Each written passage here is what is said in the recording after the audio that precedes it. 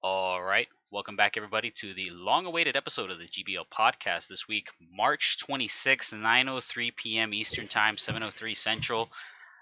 Doing it on a Thursday this week. Things have been kind of crazy for all of us here, but it's good that we waited. Actually, it turns out there's been a lot of things that happened very quickly in the middle of the week. Usually, we hear about these things about a Monday, about a Tuesday. Not this time. We heard about them today, just this morning. A lot of big information and a lot of major releases as well, so that we've had to have significant time to sit on to really parse the overall releases. I mean, we're talking about Doom, we're talking about Animal Crossing, we're talking about Resident Evil. Not to mention anything that we're going to talk about that was just revealed today. But before that, I do want to remind everybody that this weekend we're going to be hosting a tournament for Fight of Animals. It's going to be Saturday. It's the 29th, if I'm not mistaken. I could be doing that totally wrong. Yeah, Saturday the 28th, guys. It's going to be 3:28, 7 p.m. Eastern. It's going to be Fight of Animals for the quarterly report. They're hosting the Quarantined Report, which is going to be an online net play major of over 36 different games. So you can check them out at quarterlyreport.challenge.com. You can register for anything for free. Some of them do have a donation fee. Others are completely free. There are a couple of giveaways and raffles that you're able to participate in as well to help raise money. All the funds that they raise are going to be going towards COVID-19 direct relief charities, so you guys are going to have a chance to check that out. And if you're interested in checking in our commentary, we're going to be back here on this channel, 3:28, 7 p.m. I'm going to be here hosting the tournament. I'm going to be here with DIZ later to commentate, and we're going to be streaming the top 8 of that tournament for Fight of Animals. So definitely check that out. It's on your screen. We're going to have links in the description later if you're listening in. So this week, I am, of course, joined by Aliens. Aliens, say hello. What's going on, everybody? Hope everybody's doing okay, especially during this quarantine. But shout out to everybody listening right now on Twitch and YouTube. All right, Protodad, how you doing? I'm doing well. Again, hope everyone's doing as well as they can be. Nothing but good vibes going out. Nothing but good vibes. And as well, I have, person that I've been wanting to pick the brain up for a little while now, FeaRChimera. Fear, say hello. Hey guys, what's going on? Thank you guys for having me, man. I appreciate it. Yeah, absolutely. We appreciate having you on. So we been wanting to talk a little bit about Battle for the Grid because that's kind of the background that we have here on the podcast, and definitely one of the things I wanted to ask you about. So we'll just get right into that because I think that right now there's a very interesting conversation going on about the meta of Battle for the Grid. I think something kind of needs to be said about it. Something needs to be summarized and considered a statement about the way that the game is operating and the way that the community is moving right now. But let's talk about you first. So where were you before Battle for the Grid? Give me a little introduction. Before Grid, I was just pretty much I used to play like Gears of War on a competitive level, and I used to stream that a lot, travel to events. I was kind of doing that for a while, and then I kind of just started slowly distancing my way from it just because it wasn't really fun anymore, like there was nothing fun about competing in that game, for me at least. I know obviously other people have their own cup of tea, but and then I think one of my friends told me, hey, Power Ranger's going to come out with the game because I'm a pretty big Power Ranger fan. Yeah. And but I'm not a big fighting game fan, but it was only $20, so I was like, you know what, let's give it a shot. And then let's give it a shot. I picked up the game, and I don't know why, but I just found that I was pretty good at it, and I kind of just stuck with the game ever since. All right. Yeah, so now we're here. Playing the game. I'm really glad I picked up the game. It's been one hell of a journey so far. For 1 year, it's crazy. Okay, yeah, and I think it's interesting actually when we talk about Battle for the Grid because, like you said, you weren't really playing fighting games before this game. This game really got you into the scene and got you into the type of game that it is, right? Because people talk a lot about the influences of Battle for the Grid. People talk about Marvel vs. Capcom 2, Marvel vs. Capcom 3, Tatsunoko vs. Capcom, versus tag games. But this exists in a vacuum for you. So when you play Grid, right, at a competitive level, like in tournament, right, what do you feel is like that big change you had to make to play the game competitively versus just like feeling it out, playing casually? Like, what is that thing that you have to instill in yourself as a player so that you can have a competitive mindset? All right, well, the leap from going from just like casually playing a game to being like a competitive player, it's such a big leap because you have to commit so much time into the game. it goes just beyond just playing the game. You have to literally like know everything about your opponent. So you got to sit there, watch film, analyze how they play, learn the matchups, and then you got to just then from there is just playing different people, learning how your team adapts to certain situations against the opponent's team, and it's just so much time you have to invest into it. Like I think like when I was watching like Marvel 3 for Evo, when Filipino champ, he said he was training for the game for like 16 hours a day. That's kind of like that's a little extreme, but you do have to commit a decent amount of time into the game if you want to be at that competitive level. Like I kind of commit like almost all of my free time. I want to say like all my free time, but like the majority of it goes into like streaming the game and playing sets and just talking about the game. It's like it's more of just like you have to like be a part of the community like 24/7, and that's the big difference is if you're willing to put the time into the game like that. That's definitely something I hear a lot from a lot of competitive players. Like they ultimately determine that the time investment is going to be the biggest thing that you have to commit to. So, it's interesting to hear from a lot of different perspectives, a lot of different origin stories. Not necessarily from people who've been in the FGC for a long time, or just people who are starting now, right? Who are interested in playing competitively starting this year, or even the one before that, or the one after, right? I will say that being competitive in Grid right now is a little unorthodox, I guess we could use, because a lot of like companies, a lot of like Street Fighter was Capcom, SNK, they've kind of just dropped all competitive tournaments right now. They're like, you know what, no, it's not worth it. Let's not not waste our time putting on these events that are not going to happen, or sponsoring circuits because we don't have the manpower. And then Battle for the Grid League has been moving forward through online sanctioned events, right? And that transition, they've always been there for the record, right? But a lot of people started ramping up tournaments in recent weeks because now that there's this need for competition, we don't have physical venues to be going to. We don't have WNF, we don't have Final Round, we don't have all these major stops. So now people are opening up these tournaments and trying different ways to get people involved in the community. What do you think about the online situation? I know you have thoughts. I know that people who've been following Grid for a while know your opinion about Grid, but summarize it for me. So I'm gonna just just putting that out there. I think Battle for the Grid has the best netcode out of any fighting game right now. That my personal opinion. Okay. It's so good. Rollback netcode is so good when it's done right. Like it runs so smooth. It's amazing. It's crazy. But there are some certain issues, obviously, with rollback netcode. Like sometimes the connection is wonky, your inputs get eaten, and it's just like it does need tweaking a little bit. And right now, like the current situation with just like online tournaments, like, well, it's a good idea, but as online sits right now, it needs a little kick, just like that has to be like the main focus before we can actually start hosting some kind of like online majors or anything like that. But it's a good way to kind of just keep the competition rolling in. But in my personal opinion, Grid has just like the greatest netcode I've ever played for a fighting game. It's crazy. Okay, right. And when you were playing Gears before this, like was netcode kind of something you had to think about all the time? Like when you were playing Gears, did you think about the online situation pretty frequently, or is it now than fighting games you're like, okay, netcode is this nuanced thing I have to start grasping to actually play the game? Like what happened?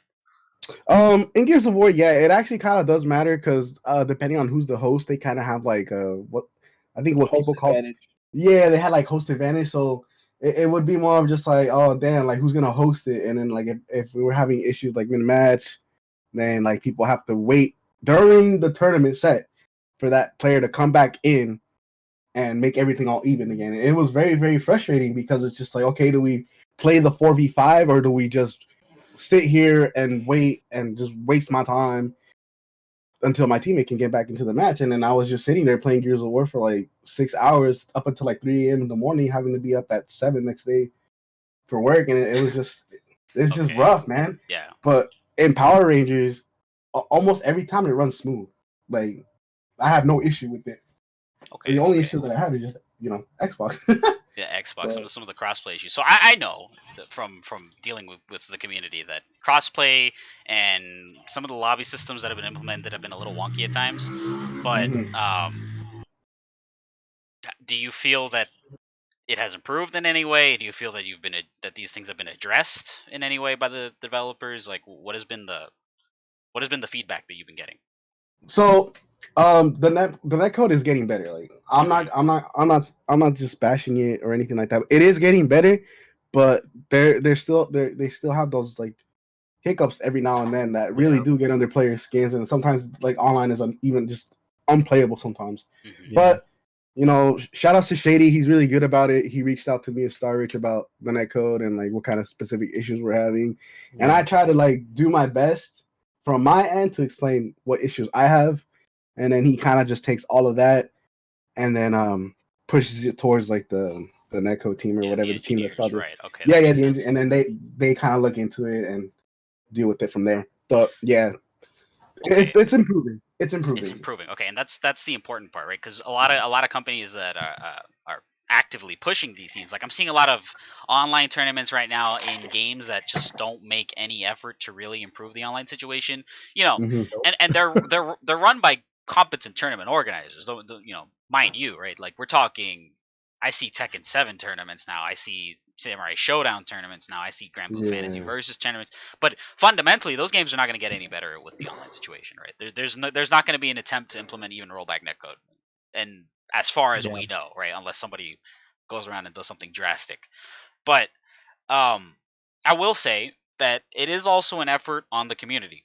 Not only do the developers have to accommodate the online community, which they have in a number of ways, and they continue to improve on.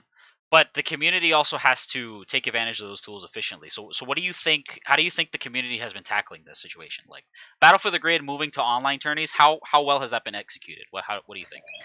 I think the people who are hosting the tournaments are doing an excellent job at kind of just relaying information. Like obviously, like the first time they hosted it, the second time they hosted it, we did have some kind of complications, and every tournament has complications. You know, there will always be like at least one complication. But from here on out, I kind of just got with them and I told them, hey, like, make sure you use like only like one type of like source of communication to run your tournaments instead of using both like Twitch chat, Twitter, Discord, and you're gonna be throwing your head all over the place, and you're gonna have a bunch of complications that way. So shout out to Miss Wonder Woman, Shinjay, Psycho Blue, Blacktastic. They've all done like a really, really good job at just relaying information and telling people how it's going to be run, and and then the community does its part too. On Twitter, I'm always seeing people just retweet, tagging people about these tournaments, and so right now I think we're doing really, really well when it comes to online competition, and it's only going to get better from here too. So, I appreciate the optimistic outlook. I mean, I think that right now we had this conversation with Dacid Bro at the beginning of kind of like the COVID crisis that's been going on, is that we were saying, Battle for the Grid was on the come up this year. We thought, some people might have looked on the outside, even we might think that the game came out pretty strong at the end of 2019 going into 2020. This is not the year that it's going to be blowing up or necessarily getting bigger, but people have been sticking with it. There's been a lot of competitive interest because people see what people are doing. There's been a lot of online tournaments, there's been a lot of events locally that would have liked to have gone through at this point, but at least the interest is there. I don't know, Proto, what do you think so far? I know that you're a tournament organizer, and I know that you've been pivoting to online tournaments yourself. Yeah.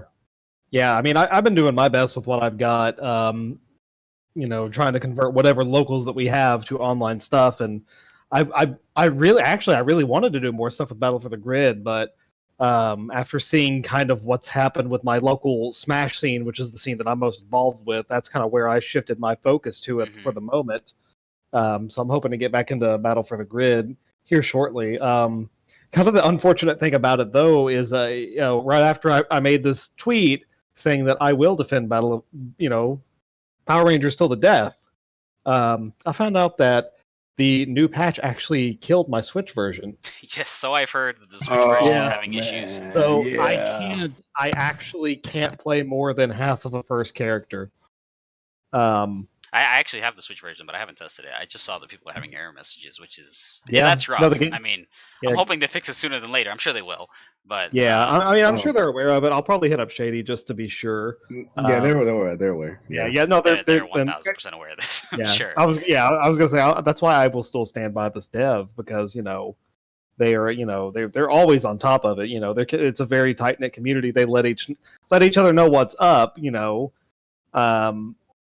That's thing that I like about it. As far as hosting online tournaments goes, that's always going to come with hiccups.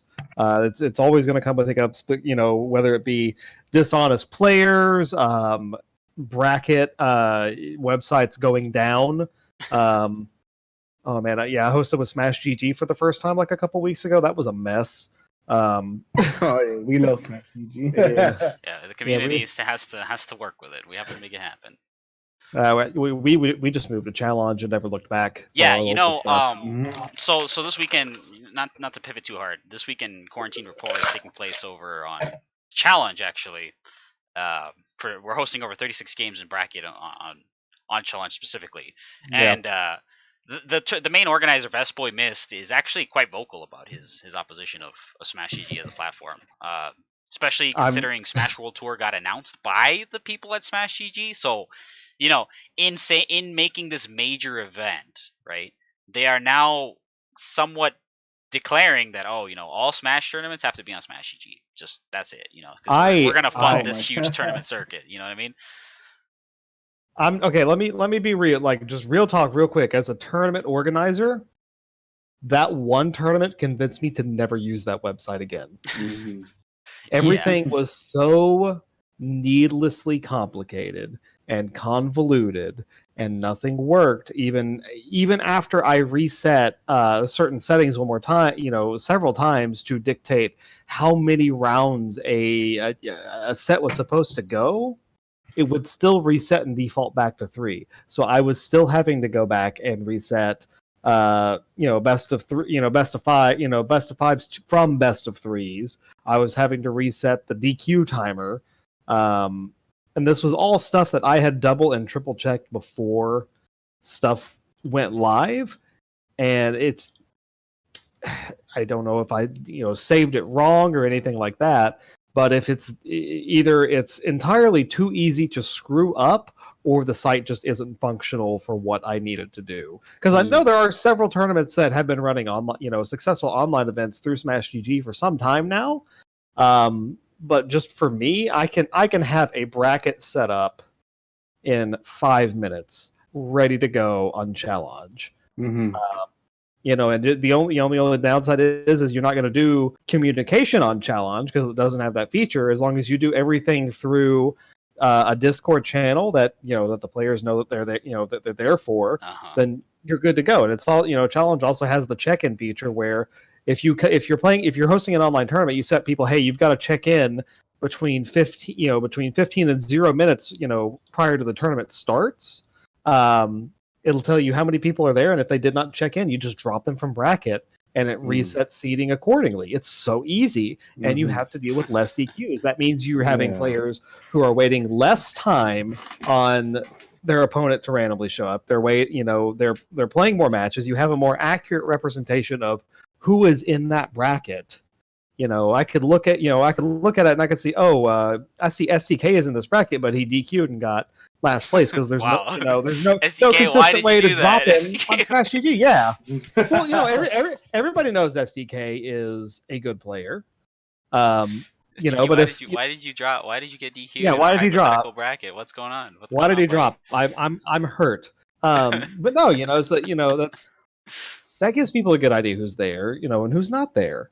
And it drives me insane. No, but I think that perhaps, hopefully, right? My initial thought is that I think a lot of people are going to get more familiar with Smash GG now. I think a lot of people are going to get familiar with these tools because now people are going to look around and they're going to say, well, my local is postponed indefinitely. So now somebody needs to host this thing. And it might be somebody who doesn't have a whole lot of experience. So they go to Smash GG and they're like, you know what, this thing sucks. Or, they go to Challenge and say, I like this better. Or what, they can have any experience, who knows. And they'll talk about it. So I think that hopefully the FGC will have better tools by the end of this to host tournaments and to support communities. I think we have great tools now. I mean, Discord and Twitter are excellent communication channels compared to what they used to be. I could tell you horror stories of running online tournaments back in 2009 for Brawl. Man, we used to run that stuff on TO Pro, and we would upload a new bracket picture to TinyPic every 5 minutes. That's how we used to run. That's just how it was. I mean, that's just the only way there was. No, but to go back to Grid, Fear, I gotta ask you, just to kind of summarize the discussion we've had and some of the things that you brought up. What do you think keeps you coming back to Battle for the Grid right now? I think it's just Power Rangers in general, man. Like, there's just so much potential in that game as well. I think it's just the love for the game most of the times. Like, it's just fun, you know. It's such an easy game to pick up. There's always people playing. Everyone's super nice in the community, like super nice. Like, I haven't found, well, any exception for, I won't say his name, but everybody else has been super cool with me. We're always talking, whether it's like on stream, off the stream. It definitely has to be like the love for the game and then the people. The people, like, they make everything possible here. You know what I'm saying? Right. And maybe just like as a shout out to the things that you think about the community right now. What do you think about? Is there something, this one big topic? Is there something that the community that you think needs to address? Do you think that there's any outstanding thing that be it an issue, be it something that happened recently that you think the community needs to say, okay, we need to really have a discussion about this? I would just say probably just what's going on with the netcode, because that's pretty much the only like legit complaint that I see like every single day, like every hour, every minute, every second. It's just netcode in general, like. But that's just going to be addressed with time. I know they're actively looking into it, but for right now, just because that's all we have. Like, there's no locals going on. There's no major tournaments going on. But like every single day, I always see something with like, crossplay slugs, or like keep getting 104 or 103. But obviously, that's probably just like the major thing. Everything else is fine. Like, I don't see no major issue with the game in itself. Okay. Yeah, when the online's good, it feels good. It feels great. Yeah, absolutely. Good, yeah. Zero complaints whatsoever. Zero complaints. And what do you think about competitive balancing right now?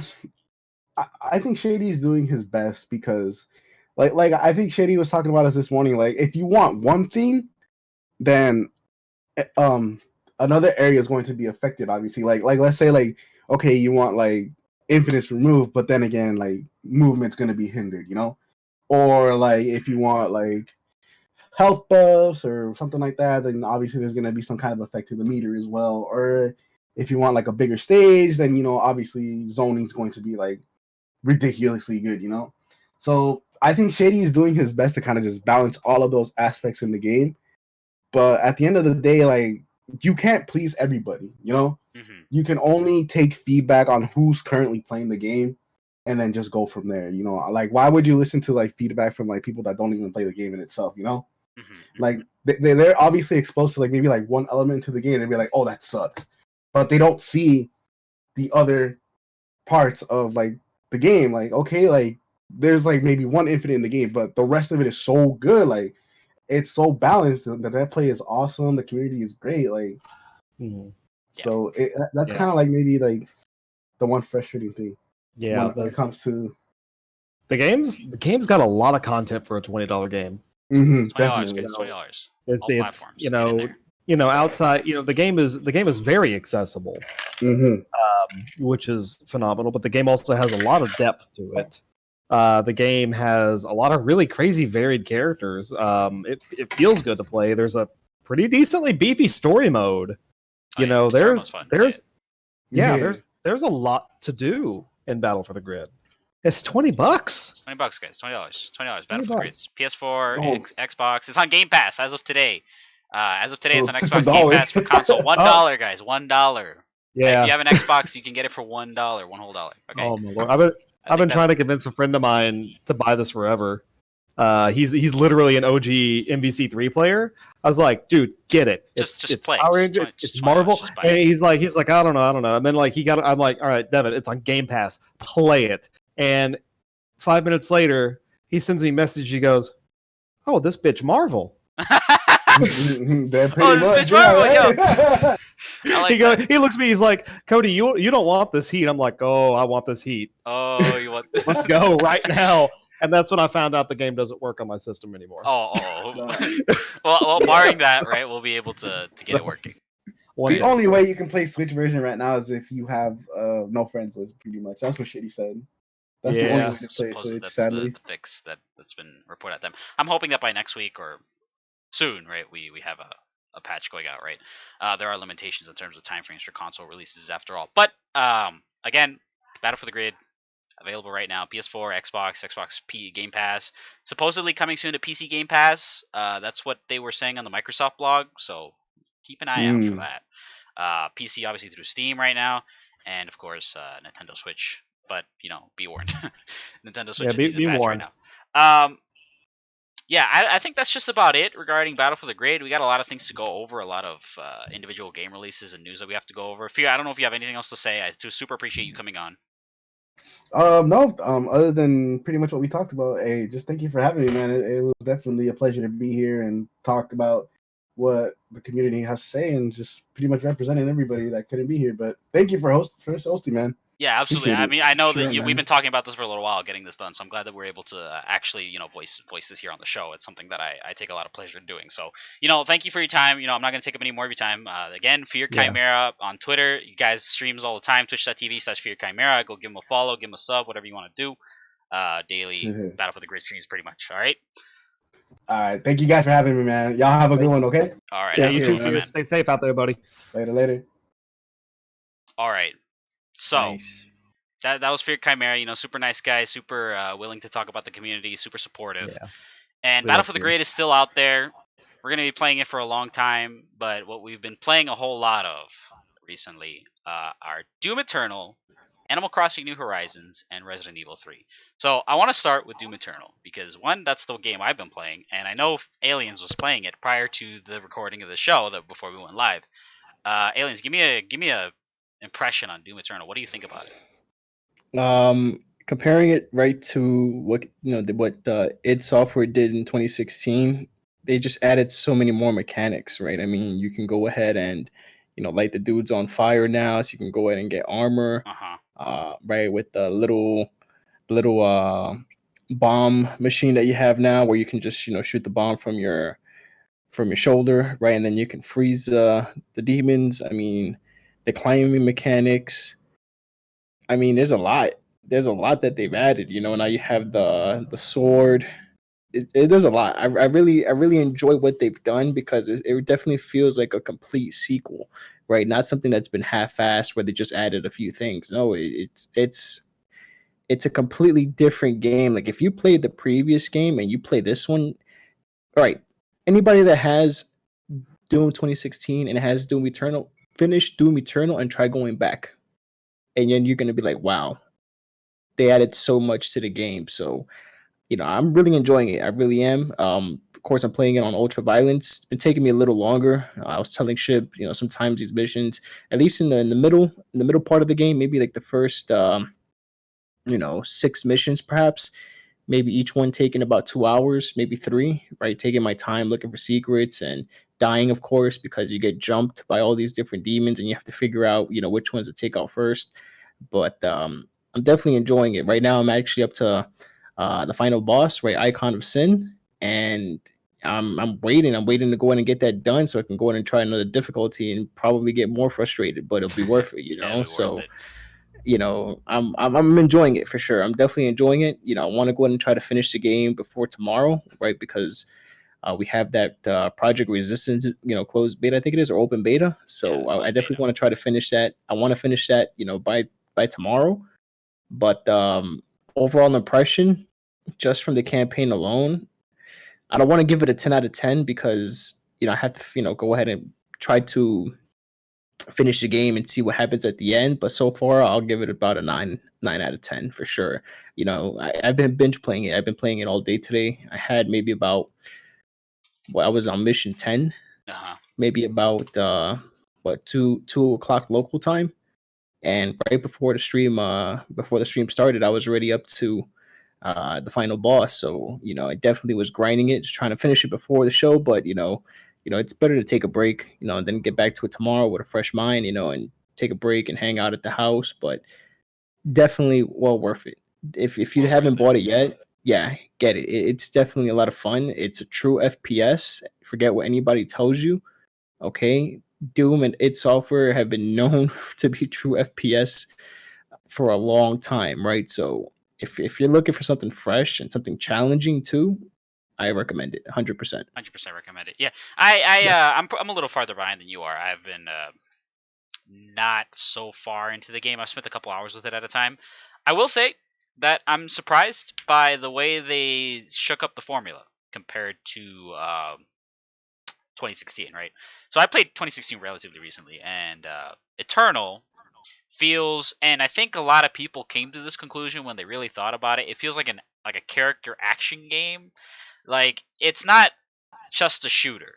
It's a kind of a game about keeping a combo going and managing your resources, and everything has like a set weak spot and everything. Like, you can tell when you're playing Doom Eternal that not every weapon is good for every situation, right? You have to be able to switch efficiently. You have to be able to use your ammo efficiently. One of the things that is a roadblock for somebody who played 2016 and then goes into Eternal is that the ammo that you can hold on you is very low at first.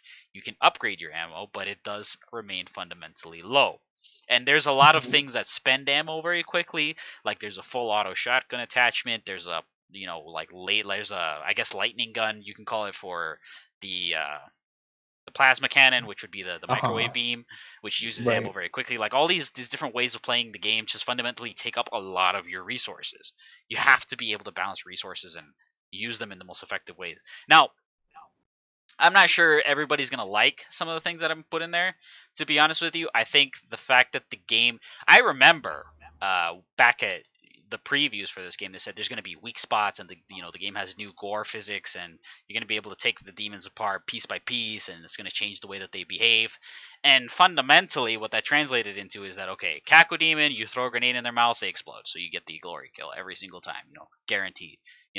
Turret on the back of a Arachnictron, okay, you have to throw a grenade on the turret and it explodes, so he no longer has a turret. And then just things like that, right?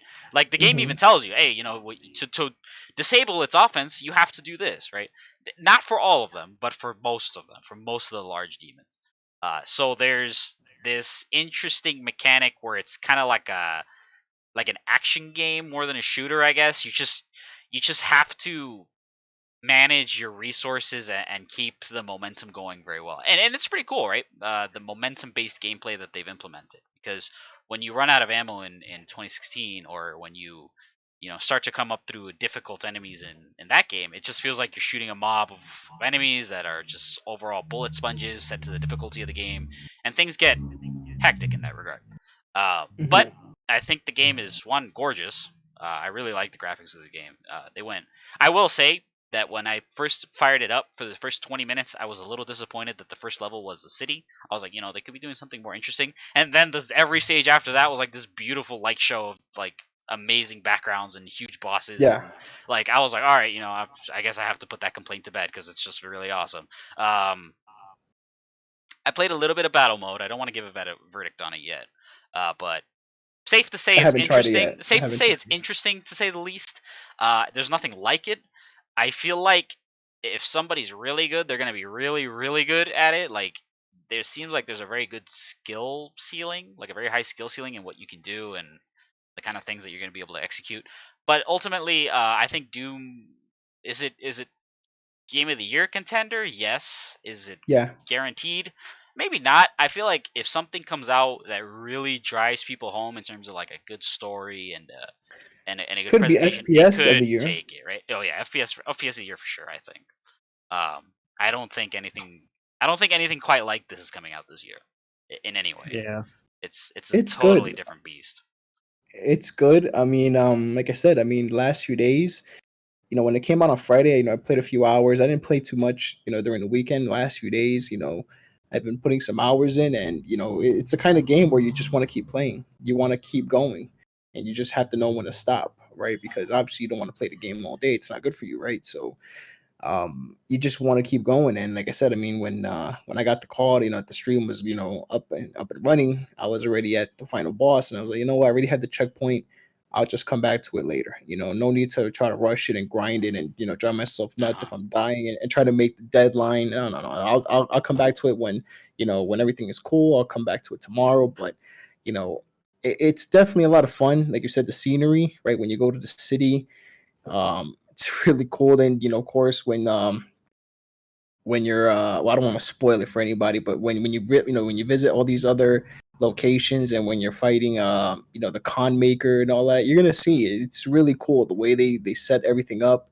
It looks so alive, the cities, even though Yeah. it's kind of desolate, right? Because what's going on, right? But even the ship, the Fortress of Doom, like I that's cool. I'm Yeah, the like, Fortress wow, of Doom this is this pretty is cool. really cool. Like all these little things that they added, right? Because that wasn't even in the last game, right? So all these little elements that they've added, it's definitely, you can see that it's definitely a complete game, right? Even though 2016 at that time was a complete game, you could just see what they can do with more resources, of course, and more time, right? Because we're talking about 4 years ago, right? How long has this game really been in development then, right? So it just shows you, that these type of games, arena shooters, they're not going anywhere, Oh yeah, here to right? stay. Here to stay. And not only that, I mean, even the story's pretty cool, right? I mean, most of the times, people will play an FPS just to play online now, right? But even the story's pretty fun. The story's pretty cool. It's interesting. It's not too in depth, right? They don't want to go into too much, like, oh, this is what's going on, and like a Halo kind of story, right? Halo has so much, thinking that it's required to understand what's going on. Like, no, this is just like, yo, this is what this dude is doing. Go kick his ass. Okay, cool. And that's it. So it's very simple, but it works. It's simple. I because do it's think Doom. there's a bit of story in the presentation of Doom Eternal that isn't very obvious. I think that because 2016 is very straightforward in terms of story. Like Yes. you wake up, okay, it explains the Argent energy quickly, and it explains who the characters are, and it explains the plot. Like you just hear it in the background as you're playing the game, so you understand as you're playing. And then when you get into Eternal, there's cutscenes and characters that you've never seen before, and you might not be familiar with, and a lot of terminology that you're like, wait, what? When did this happen? It pleases Doom fans for sure, right? Like people who know the lore are like, oh, this is interesting lore. This is a cool story. I feel rewarded for having played the other Doom games, because they're obviously all on modern platforms now, so they have the opportunity to do so. And I will say that it's an excellent game. I'm so glad that it finally came out. Yeah, I was waiting for it. I mean, it's challenging too, right? And then of course there's two other modes, right? Ultra Nightmare, I think, and I think Nightmare was also. There's two other difficulty modes. So yeah, so I'm gonna be doing my Nightmare run on stream as soon as I get done with the Ultra Violence. I yeah, want to take my so time and really enjoy the game. it's challenging. If you really want to challenge, and if you really want to, experience what an arena based FPS is like, classic, right? Of course, I mean it's Doom, right? I mean, Doesn't it's get better software than is that. the makers of Classic it, than that. Yeah, exactly, exactly. so it's software, and now for 2020, and it's good, man. It's really good. There's a lot of secrets, of course, but it's easy. Like the mechanic with the dash, that's cool. The blood punch, and then when you can upgrade those, It's easy to pick up some it's of those cool. mechanics for sure. Yeah. Yeah, it gives you, like, I think I remember I told you before, when you play Doom, it's not like a traditional game where you're trying to figure out how to do this and how to do that. It's more so like, okay, you're Doom guy, you're the Doom Slayer, and the whole game is designed around you kicking these demons' ass, right? So they give you all the tools to do that. So in this game, you can if you didn't feel that before, you can feel it now. Like, even though you do die, you kind of know that, okay, if I chainsaw this guy at this particular time to go ahead and get more ammo, or like when the Marauder's coming at you, I think it's I forgot what his name, the Marauder, the guy with the shield, and he glows green, like Yeah. you just figure out like when to do what. Like you pretty much can breeze through this game. You just need to know that you're so well equipped to handle all of these situations that it's just a matter of the player having the right experience, right, to actually manage these situations. So it's definitely a complete game, 100%, man. 100%. And I'm glad I bought it because I had Doom 2016 on PS4 and PC, and looking at it now and comparing it, looking back, it blows it out the water. And Doom 2016 was a Game of the Year contender, and I think it was FPS of the year. So, it blows it out the water, man. It's you can't even look back at it and compare it. It's just it's its own animal, man, and it's a beast, and it's gonna be really, really well received. When it comes towards all these different award shows, coming at the end of the year. Award season's gonna have to think about this one. So yeah, I think that not to give us a review here on stream of Doom Eternal. I'm sure we'll have something more to say about it later. But I mean, we've been having a great time. So moving on, I do want to talk about Resident Evil 3 because people were asking about Resident Evil 3. So since I saw questions, tomorrow there will be an open beta for Resident Evil 3 Resistance, which is going to be the multiplayer mode. So it's 4 survivors versus the operator or orchestrator, I guess. It's a player that controls the hordes of zombies that are going to be going towards the players, and 4 survivors that have to make it out of the levels, right, in RE style, right? So that's going to be out tomorrow on all platforms: Xbox, PS4, and PC. And the demo is already out, the single player demo, the Raccoon City demo, and I know you guys both, Proto, you've played it already, right? Oh yeah. Okay, so Proto, tell me what do you think?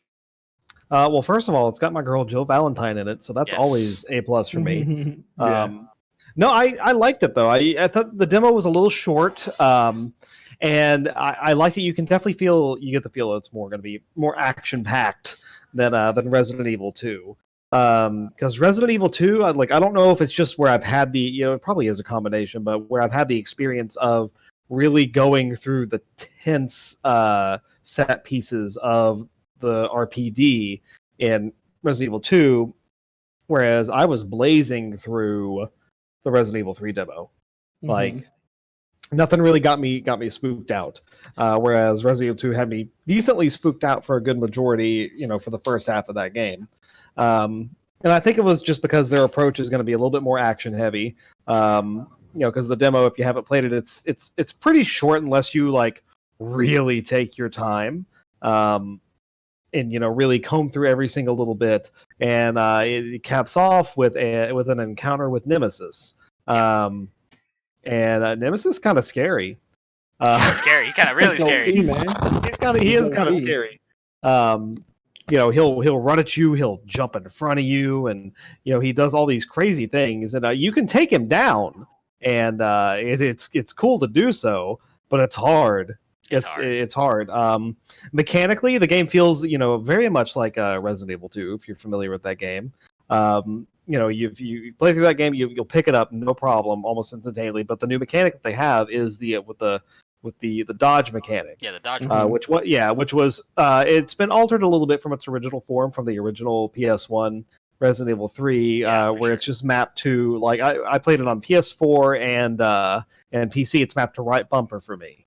On both of those, and if you do it perfectly, you can kind of slide into a slow-mo thing and get a few zombie headshots in, but it also can just save your ass when you're trying to get away from Nemesis, and weaving in and out of certain zombies. So that's really interesting. They definitely put a lot more emphasis on using the environment to tackle whatever obstacles are in front of you, shoot the big red barrel to make the big explosion happen, and so all take out these 4 zombies that are conveniently placed near it. But very convenient. It definitely leads towards more movement just because you have all these options, right? The thing is that you have a very limited option set in Resident Evil 2, right? So giving them more option means they have to fundamentally speed up the decision making in the game. But hey, it's cool, right? I don't think people just want a straight remake, an adaptation in Resident Evil 2 style. I'm sure they wanted to play with it and to make it a little more action packed because Resident Evil 3 is a little more crazy in that regard. Nemesis, it definitely feels true to the original. Oh yeah, it feels true to the original because 2 is a lot more slower paced, right? Which is what Proto was saying, that it has its moments where you're kind of like, walking slowly down RPD hallways, right? Because you don't know what's going to jump out at you. And then, of course, with RE3, everybody remembers. I mean, hey, when you're playing the original, right? What happens in the first scene? Jill breaks out of a building, bro, that's like on fire. You see what I'm saying? And you're thrown right into the action. So it's definitely a lot more faster pace, and you can feel it. Like Proto said, it feels more like an action third person shooter in a way. Yeah, right. Sure. With the zombies and everything, and then of course, if you happen to do it on easier mode, you get the assault rifle, right? So it definitely feels a lot true. I think people like RE2 to me was probably the best Resident Evil they made, the original, right? But RE3, I felt kind of had more replayability because it was just it felt it was I don't want to say it was more like point A to point B, but it was just much faster to beat and easier to beat because RE2 was tough. RE2 was a tough game, and RE3 it's not as bad. It really isn't. If you know where to go and you know how to move around, it's not that bad, and you could beat that game pretty quickly. So I think this new one, it's definitely going to be true to the original, just like part 2 was, right? Because part 2, it's a lot slower and it's creepy. It's a creepy game, and RE3 just doesn't feel like that at all. When I played it, I took my time. I had a lot of fun with it too, but it felt kind of easy, honestly. It felt pretty easy, and with the second one, you kind of feel that ammo is very limited, and this one, you see, I mean, I think I had almost like 60 handgun bullets at one point. I felt like I was invincible, I'm like, man, same with me, and I am not frugal with that ammo in that game. Yeah, so it makes you feel like that. It makes you feel like, okay, this game, it's gonna be the opposite, just like in a way RE3 was to RE2 in the original, right, on PS1, right? So I think it's gonna be much of the same. Hopefully, when you get the original, actual full release, hopefully, if you take down Nemesis, he'll drop some, some ammo or some. Yeah. Well, he does. I do believe that's been confirmed. That'd be good. Yeah. I think Alien's having some mic issues, but speaking of, so yeah, Resident Evil 3 is going to be obviously out very soon, and the demo is coming very soon as well. So that's going to be something we're going to be obviously continuing the conversation with, and I feel like that's a recurring theme. We have these major game releases coming out that we have to continuously talk about and continuously give our impressions on. Aliens, you got your mic working over there? Yeah, can you hear me? Yeah, I hear you. There we go. Okay, sorry about that. Yeah, just to conclude, right? I think it's going to be true to the original. I think some people may be disappointed because of what they got with RE2 last year, but I mean, if you play the original, you know where you're getting yourself into, right? So there's really no reason to be disappointed. It's going to be I think it's going to appeal a lot more people actually, because nowadays people they enjoy these type of games where you're popping zombies left and right. It gives you that instant gratification feeling, right? So I think most people might actually enjoy this one more than the last one. To tell you the truth, that's what I think, and it's going to be great. It's going to be a really good game. Hopefully, it'll definitely still be considered for game of the year like the last one, but like I said, it's not going to be that hard. I think it's going to be much easier than the second. To tell you the truth. Okay. Yeah, I think so too. Okay, well, I'm glad that our 2 Resident Evil veterans would be, interested in playing the game, because I think the game does have to balance this appeal to new and also staying traditional, right? But let's pivot from horror survival game to Animal Crossing really quick. So Proto, Animal Crossing. We were talking about this before we went live. What do you think? What do you think about New Horizons? Well, it's obviously the most hardcore game that has come out. In the past. We don't have to say that here. I mean, clearly, but no, I'm having a good time. I'm having a really good time. It's been everyone has a unique experience with Animal Crossing. If you like Animal Crossing, this is absolutely for you. If you don't like Animal Crossing, I don't think this is going to change your mind. But it's added a lot of new features that I've really enjoyed. As many people know, the dad portion of my tag means that I actually do have a wife and children. Yeah. So you Oh, have yeah, to experience this in that Yes. context. Yeah, so this is actually the first time that Animal Crossing has added local same screen multiplayer, which has been a really interesting experience. The way that it works is whoever starts up, you've got a Nook phone, which is Tom Nook gives you. It's like a little iPhone, but Nook, and you call another resident, and then boom, your whoever else is on your Switch can come in and play with you. So my wife and my two daughters have all, we've all been playing together, mostly my wife and I, because my wife, when she starts playing Animal Crossing, if she's home, I don't get to play the Switch. She is literally currently downstairs playing the Switch. But it's been good because that way we're both able to play and kind of work towards some stuff, together. The game, it's go ahead. Yeah, I'm gonna pick your brain on that because I've actually heard some interesting things about that. How well do you think multiplayer is handled? I've heard weird things actually. I've heard that like some players can't make progression on the island. I've heard that you need to like all the decisions need to be taken by player one or yeah. Well, so basically how it works is you're only allowed to have one island per Switch. And the first person who moves into that island, they are designated as the resident representative. Okay. Since I was the first person to play the game when we bought it, I was designated as the resident representative. Okay, so great. a lot of the progression of the island, because you're dropped on a deserted island, and you start off with like 4 tents. And that's all you have. Yeah, so big crafting aspect. Yeah. Like you get a tent for you. There's a tent for resident services, and there are two tents for the starting 2 villagers, and you have to build everything up from there.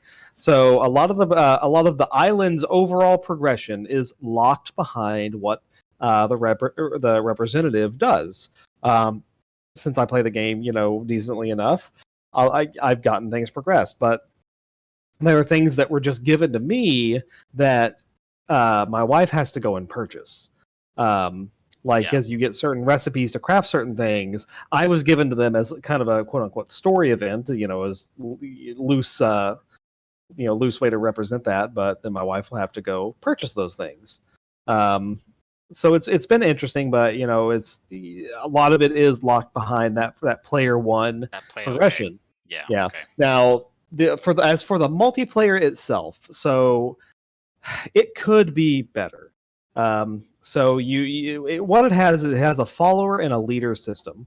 The leader system is the main person who is playing. That person is basically unrestricted in what they can do. And this is for the local multiplayer, the local co-op. Okay, good. Yeah, you can play this from 2 to 4 players, and you all just you run around, you do Animal Crossing things. But players 2 through 4, who are designated as the followers, are unable to talk to people. You can't pull up their menus. You have to scroll very slowly through all of their tools. Like if they want to cut down a tree, they have to scroll through the shovel, then through the fishing rod, through the pole vault, and so yada yada yada until they get to the axe.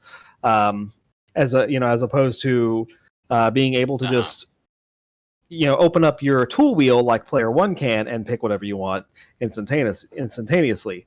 When a follower picks up an item, it's not dropped into their inventory. It is dropped into a recycling box that is located at the Resident Services Center. Oh, that sounds super annoying.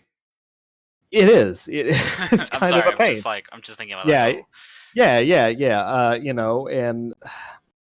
And it's so your followers are restricted in really what they can do, which is kind of a blessing and a curse. Like I feel like a way that they could have done it is I feel like if you're just playing with 2 people, giving them like both leader type roles would have been fine.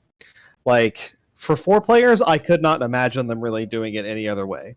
Which is fine because when I play with my children, they like to go around and do silly things, and it's hard to keep them on any sort of track. But so I'll play as the leader, and they'll follow me around and do stuff. The silver lining to that is it's actually really easy to switch who the leader is on the fly. All we have to do is literally you shake the controller, and whoever wants to be leader pushes the A button, and boom, it's done. It's super fast. So if you guys have picked up a bunch of stuff, player 1 can go sell their stuff, swap the leader over in the matter of 5 seconds, and then player 2 can get their stuff from the recycle bin, go sell, and do whatever they need to do. as far as paying off their house and everything. Okay. So it's not the worst. It's not impossible. And- Yeah, it's not impossible to manage. and but and just... yeah, and I mean, I definitely prefer this because my wife and I have been playing Animal Crossing together since 2010, but we've never been actually able to play together because we've always shared a town. We have always shared a Wii. We've always shared a 3DS. Everything like that. So being able to play together is nice, and I would rather have this than nothing. Yeah, but for could sure. it be better? Could it be better? Absolutely. Absolutely. Okay. All right. No, it's interesting, right? Like I've been hearing like kind of weird things about it. I'm like, oh yeah, this is the best game ever. It looks like people have a lot of fun with it. I'm glad. I like going on Twitter and seeing these patterns that people have going on. Oh yeah, these patterns are super fun. It's very fun. I'm glad that people are having fun in that regard. But I'm like, I hear the multiplayer is weird sometimes. I'm like, well, what's up with that? Okay, it's good to have that information. I think it is buyer beware, right? Like there are certain things that you're gonna have to think about if you're playing the game between you and other people on your system. So we have to talk about Nintendo a little bit more because apparently directs are a thing now, and they don't have to be live streamed, and they can be 30 minutes long, and they can be called mini directs. And I don't know, everything is wrong this year. So earlier today, Nintendo just uploaded a video. It says Nintendo Mini Direct, and it's 30 minutes of information about Nintendo Switch. The big news was related to Super Smash Bros., but we'll get there. I want to round everything off with that. So they announced a couple of major things. I'm going to go through a list that I have here, and I'm just going to call out things. So we got Xenoblade Chronicles Definitive Edition slated for May 29, remake of Xenoblade Chronicles for the Wii, in the style of Chronicles 2. Since I just want to say something real quick. Like, go. Like Xenoblade fans, I'm so happy for y'all because that's the dream. That's the dream. When Wind Waker HD came out, we were all like, "Oh man, are we going to get a new dungeon? Are we going to get something new?" No, we didn't get any. We didn't get any of that. It's some quality of life changes, but mostly, a lot of these HD ports just end up being just HD ports. So people who like Xenoblade, I'm so happy that y'all not only get a beautifully remastered looking game. Yeah, it looks really cool actually. It has like this nice graphic style. Beautifully redone music. And y'all get an epilogue following the main game. Yes. So to get an epilogue. I don't like. Yeah, I'm not super into Xenoblade Chronicles myself, but I just want to throw it out there. I'm happy for y'all because that's the dream, and don't take your developers for granted. Oh yeah, no, those guys. Show them some love. I believe that team worked on Breath of the Wild as well. They did some of the world design, and they're also working on the second one as well, yes, I believe. Yes. So they're quality studio over there at Nintendo. Okay, going down the list of BioShock the Collection. So all the BioShock games are gonna be available. So that's cool. I think a lot of people call BioShock something that you must experience. And then just going down the list, Borderlands Legendary Collection, which is going to be 1, 2, and pre-sequel bundled up into one title. I hear the physical edition of this game only has 1 on the cartridge, and then the other 2 and pre-sequel you have to download. So once again, Switch cartridges get some flack. Yep. XCOM 2 collection, the full collection of XCOM 2 is going to be available as well.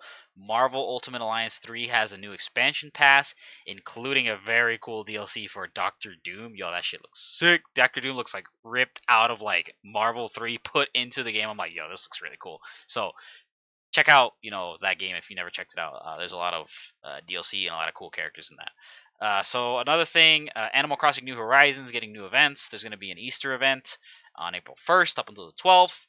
There's going to be another update later in April, and there's going to be an Earth Day event as well. So that's going to be some stuff. Catherine Full Body is coming to Switch July 7th. If you've never checked out Catherine Competitive, highly recommended. Very cool game. Ring Fit Adventure is getting some updates. We'll skip over Super Smash Bros. For now. We'll skip over ARMS for now because it's also relevant. Star Wars Jedi Knight and Jedi Academy is coming out. Jedi Academy is really cool. And Star Wars Episode 1 Racer is coming to Switch. Yo, Episode 1 Racer is so sick. Yo, that game is so sick. I'm so glad. I've actually played the arcade versions of that game a lot. Right. The only thing that would have made me happier is if it came bundled with Rogue Squadron 1. Yo, that would have been sick. Yeah, no, I'm really there's a couple of Star Wars like old school games already there. Jedi Outcast, I think, is already on there. So, going down the list, Panzer Dragoon Remake is out, apparently. I didn't know that. came out today. So if you like Panzer Dragoon, you've been waiting for that remake, go check it out. There's a montage of games that they showed off. A couple of games that I really noticed were Burnout Paradise Remastered. Yeah, Burnout, yo, that's a game. You know, if you never played it, play it again.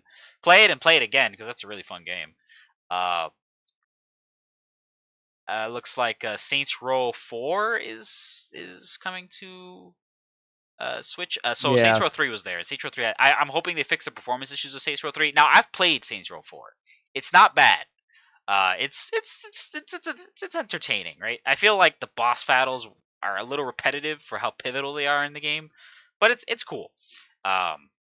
So if you like Saints Row, give it a try. Let's see. Trials of Mana has an April 24th release date. Trials of Mana looks really cool, by the way. That game has a pretty cool art style. Warhammer 40,000 Mechanicus. If you're not familiar with this game, it's like a turn-based game. Turn-based strategy in the Warhammer universe is going to be available. I have it, I'm pretty sure, in my Steam backlog. So it's pretty cool to see that. And there's just a collection of other titles, mostly ports and other games coming, like Elder Scrolls Blades finally supposedly coming out. I know it's been pending for the Switch release for a little while now. So, I don't know.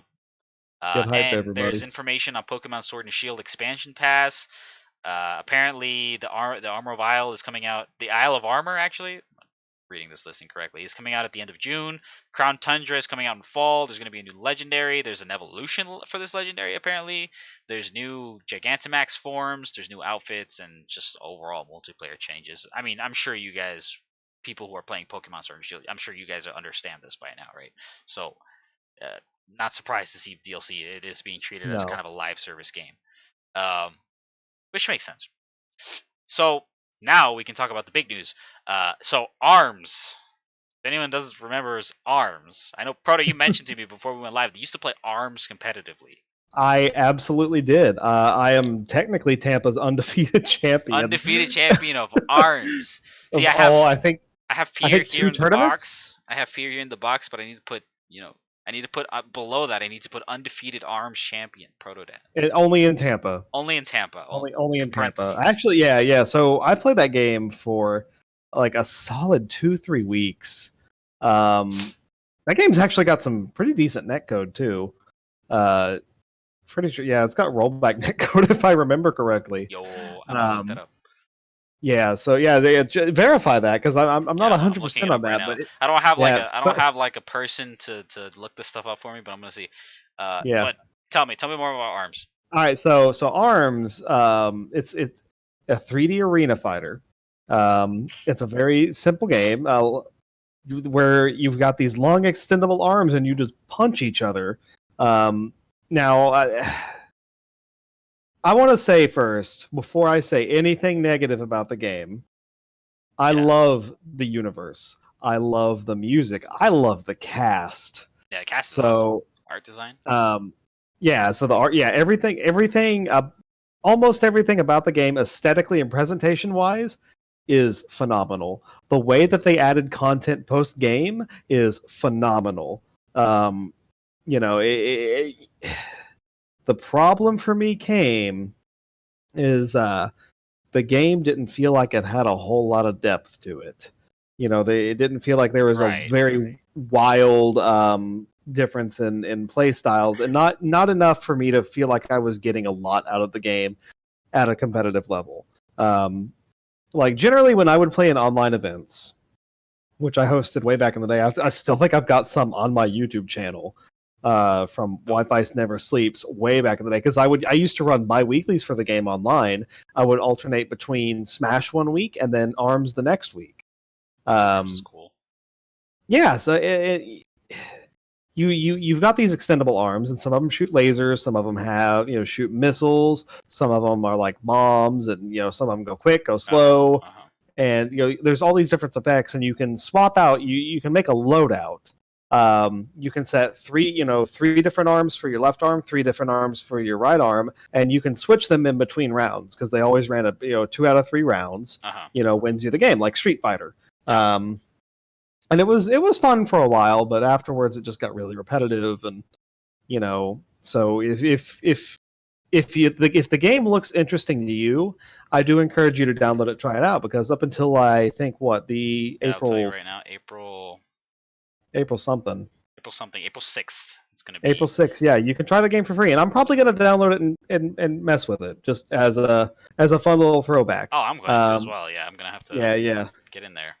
So Yeah, yeah. and, So again, Nintendo Switch Online owners, it's gonna be free to play up until April 6th. You actually can enable tournament mode for the game. So if you want to play the game with all the stuff unlocked without having to do any progression, it's like the tournament mode is great. Yeah, I don't know what the hotkey is, but look it up. ARMS tournament mode. You'll find it. It's like an easy way to get everything, so you can play it immediately at a competitive level. And so they restarted all the events for it. Apparently, they announced this big, free to play campaign for the game. Oh, and it also turns out, by the way, that the next character in Super Smash Bros. Ultimate and the first to come to Fighter Pass 2 is going to be a character from ARMS. They didn't say who, right? They showed like a big roster screen of every character, and they said one of these guys is gonna be in Smash as a main character. So, Proto, who do you think it would be? Okay, so who do I think it's gonna be versus who do I want it to be? I want it to be either Min Min. Okay, Min Min won the popularity contest. Twintel, or Dr. Coil. Those are my three. Dr. Coil looks like Dr. Coil actually is a DLC character that came out after I quit playing the game, but her design looks super cool. Like this green evil doctor lady who like floats around and turns invisible. She's really cool looking. I've got kind of a soft spot for villains, in games like this.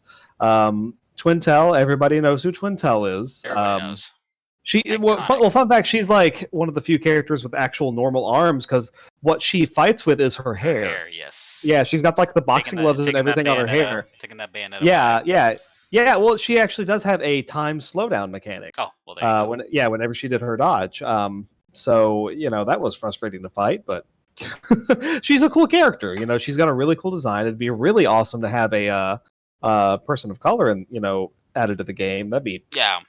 A female DLC character also would be pretty nice. Yeah, I was thinking about that. I think that Twintel has a very large chance. I think also, I think my favorite, like when I look at the roster, because obviously they're presenting something that maybe not a lot of people play. So when I look at the roster, I'm like, oh, you know what? That Helix guy looks pretty cool. Can I have that Helix guy? So I'm like between like Twintel because it makes sense and Helix because he looks really funny. I want him in the game. Helix is something else.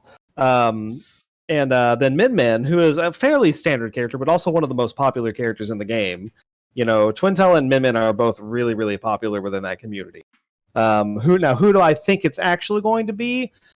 I think they've been, they're trying to, they're like, okay, well, we're not going to tell you who it is because it's going to be a surprise. I think what we're going to get is a sort of a hero situation. I think they're going to take the movesets. Yeah. I think they're going to take the movesets of kind of the four initial characters, and those are Springman, Ninjara, Ribbon Girl, and Min Min. I think they're going to combine them into one character and let you switch between those four characters in skins. Okay. Like with Hero, so I think that's what's going to happen. So you'll get technically four ARMS characters in one character slot. And those are kind of like the main four that people think that of. Would keep the game sufficient? You would think that would keep the character sufficiently unique, right? Because I think a lot of people were like, okay, how do you make this character work? Do they just have long range normals? Do they just have like? I mean, if they can make a moveset out of Piranha Plant, I'm fine with whatever. I'm all for it. I'm not worried about moveset potential with these characters. But yeah, it's they've got a little bit to work with, but yeah, these are, it's a lot of people are going to be like, oh, it's just going to be long range Little Mac. I'm like, well, there's a little bit more to it than that. It's not really not that simple. Well, because what they're going to do, they're every single one of these DLC characters have been really representative of how they play in the main game, and you can bet that there's actually, since there's so many different arms customization and options and so many different arms to play with in the game, you're gonna get lasers, you're gonna get missiles, you're gonna get the big exploding ball explosions that like Master Mummy has. You're gonna get a lot of these different arms from a lot of different characters. So there's actually a lot of moveset potential there, and I've had a lot of people talking about what they're gonna do for the final Smash, because everyone's like, oh, they're just gonna have the super. which every character in the game had basically the same super. Where it was just like a flurry rush. And so I don't know if you guys know anything about arms, but at the end of the game, this is what I think their final smash is going to be. I don't think it's going to be the flurry rush. I think it's going to be the final boss character called Headlock. Okay. Now, Headlock is a giant robotic skull. Looks kind of like the face of Ultron. Okay. Who comes down and attaches himself to the top of the final boss character, whoever you're fighting. And instead of that character now having 2 arms, they have 6 arms. Oh shit! Okay, all right. Things get serious in this game. Clearly. Yeah. So I'm like, they're gonna add Headlock. That's what the final smash is gonna be. It's gonna be Headlock.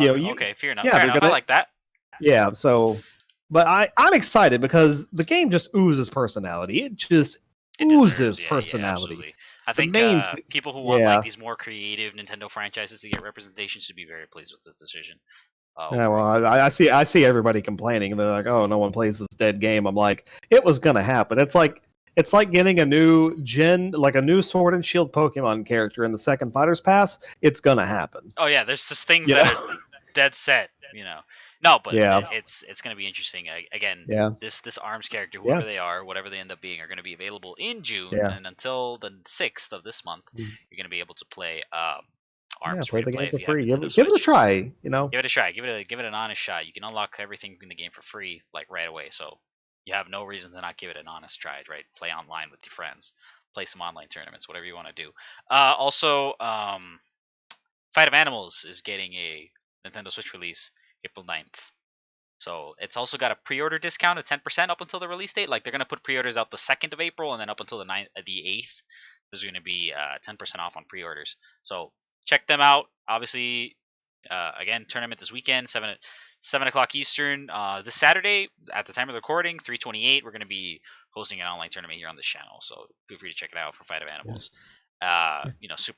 Super amazing guys, super amazing developers. Happy to shout them out whenever possible.